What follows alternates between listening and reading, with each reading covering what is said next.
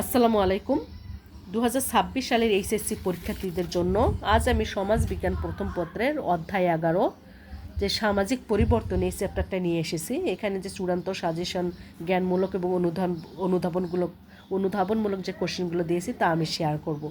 এই অধ্যায় থেকে কোন কোন প্রশ্নগুলো পরীক্ষায় আসার সম্ভাবনা সবচেয়ে বেশি তা আমি শেয়ার করেছি এবং তা জানতে হলে ভিডিওটি শেষ পর্যন্ত দেখতে হবে। তো চলুন শুরু করা যাক। সমাজবিজ্ঞান প্রথম পত্র 11 অধ্যায় সামাজিক পরিবর্তন। জ্ঞানমূলক প্রশ্ন, সামাজিক পরিবর্তন কাকে বলে? উত্তর, সামাজিক পরিবর্তন হচ্ছে সমাজের রদবদল ঘটা বা সমাজের এক স্তর থেকে অন্য স্তরে রূপান্তরিত হওয়া। বিবর্তন কি?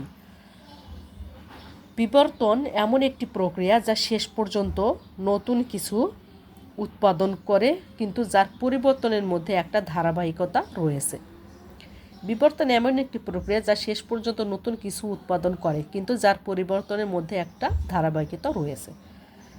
হারবার্ট স্পেন্সার বিবর্তনের কতটি ধরনের কথা বলেছেন? হারবার্ট স্পেন্সার বিবর্তনের 3টি ধরনের কথা বলেছেন। প্রগতি কি? সামাজিক উন্নয়ন কি?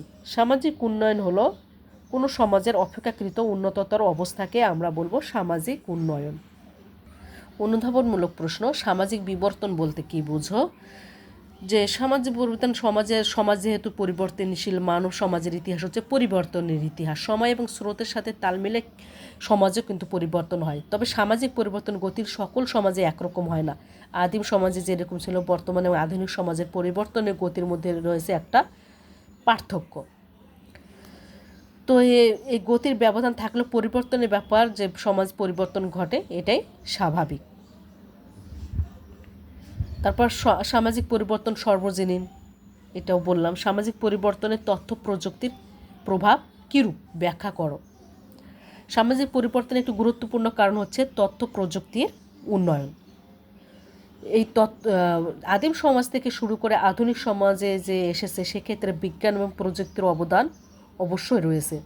বাষ্পীয় ইঞ্জিন থেকে আজকের ইন্টারনেট, ইমেইল, কম্পিউটার, তথ্য প্রযুক্তি আর্থসামাজিক পরিবর্তন করেছে, উৎপাদন পদ্ধতির পরিবর্তন করেছে, শিক্ষা, স্বাস্থ্য, যোগাযোগ সব ক্ষেত্রে একটা দ্রুত উন্নয়ন করে সমাজকে কি করেছে, আজ গ্লোবাল ভিলেজে পরিণত করা যায়। সুতরাং বলা যায় সামাজিক পরিবর্তনে আর তথ্য প্রযুক্তির প্রভাব অপরিসীম। সকল সামাজিক পরিবর্তন উন্নয়ন নয়। কেন? কারণ এ ধারা সমাজ কাঠামোর সাথে সম্পৃক্ত। সামাজিক পরিবর্তন সমাজ কাঠামো পরিবর্তনের একটা বিশেষ ফল। তাছাড়া পরিবর্তন যখন কাঙ্ক্ষিত বা অনাকাঙ্ক্ষিত দুটোই হতে পারে। অন্যদিকে সমাজ যখন অপেক্ষাকৃত উন্নত অবস্থা, সেটাকে আমরা সামাজিক উন্নয়ন বলবো। আর সকল সামাজিক উন্নয়ন বর্তমান সমাজের উন্নয়নমূলক বা কল্যাণের ভিত্তি দান করে। সমাজের সার্বিক বিকাশ এবং প্রগতিকে বোঝানোর জন্য উন্নয়ন শব্দটা ব্যবহার হতে থাকে। বিবর্তন কি বুঝিয়ে লেখো। বিবর্তন কি বুঝিয়ে লেখো। বিবর্তন শব্দটি ইংরেজি প্রতিশব্দ হচ্ছে এভলিউশন। এটি ল্যাটিন শব্দ এভোলিভেন থেকে এসেছে, যার অর্থ হচ্ছে বিকাশ, সাধন বা উন্মোচন। বিবর্তন সম্পর্কে মরিস জিন্সবার্গ বলেন, আমরা যদি বিবর্তনমূলক পরিবর্তনের কথা বলি তবে বলতে হয় সে বিবর্তন হলো একটি ধারায় বিভিন্ন শাখায় বিস্তৃত হওয়া। যে শাখাগুলো কি হয়, অনির্দিষ্টভাবে বিভিন্ন শাখায় বিভক্ত হয়ে পড়ে। অর্থাৎ বিবর্তন হচ্ছে বিভিন্ন বিষয়ে ধারাবাহিক একটা পরিবর্তন, যা সরল থেকে জটিল অবস্থায় উপনীত হয়। প্রগতি ও বিবর্তন কি একই? বর্ণনা করো। প্রগতি এবং বিবর্তন এক নয়, কারণ পরিবর্তন হচ্ছে সমাজের এক স্তর থেকে অন্য স্তরে রূপান্তরিত, আর এ পরিবর্তন ইতিবাচকও হতে পারে, নেতিবাচকও হতে পারে, আবার দীর্ঘমেয়াদী হতে পারে। অন্যদিকে কাঙ্ক্ষিত লক্ষ্যে পরিবর্তন সাধন করা হচ্ছে, যেটা কল্যাণমূলক, সেটাই হচ্ছে প্রগতি। সেক্ষেত্রে বিবর্তন এবং প্রগতি কিন্তু এক নয়। প্রকৃতিকে শনাক্ত করতে দুটি বিষয়ের প্রতি খেয়াল রাখতে হয়। একটা, যে লক্ষ্যে আমরা পৌঁছবো সেটার স্বরূপ কীরকম, এবং লক্ষ্য এবং বস্তুর দূরত্ব। কিন্তু পরিবর্তনের ক্ষেত্রে সেটি প্রয়োজন হতে পারে না। সেজন্য দেখা যাচ্ছে এই প্রগতি এবং বিবর্তনের মধ্যে পার্থক্য আমরা লক্ষ্য করি। উন্নয়ন বলতে কী বোঝো? ঢাকা বোর্ডে 21 সালে এসেছিল, রাজশাহী বোর্ডে 21 সালে।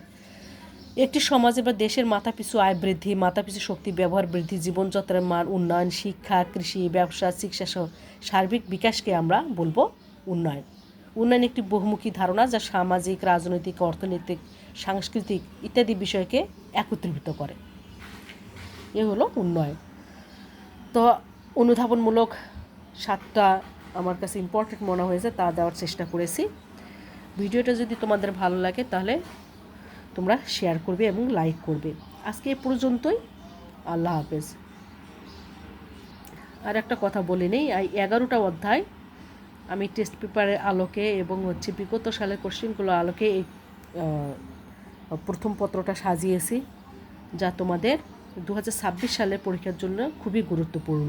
আশা করি আমার এই ভিডিওগুলো থেকে তোমরা যদি একটু উপকার পাও তাহলে কমেন্ট বক্সে কমেন্ট করবে। আল্লাহ হাফেজ।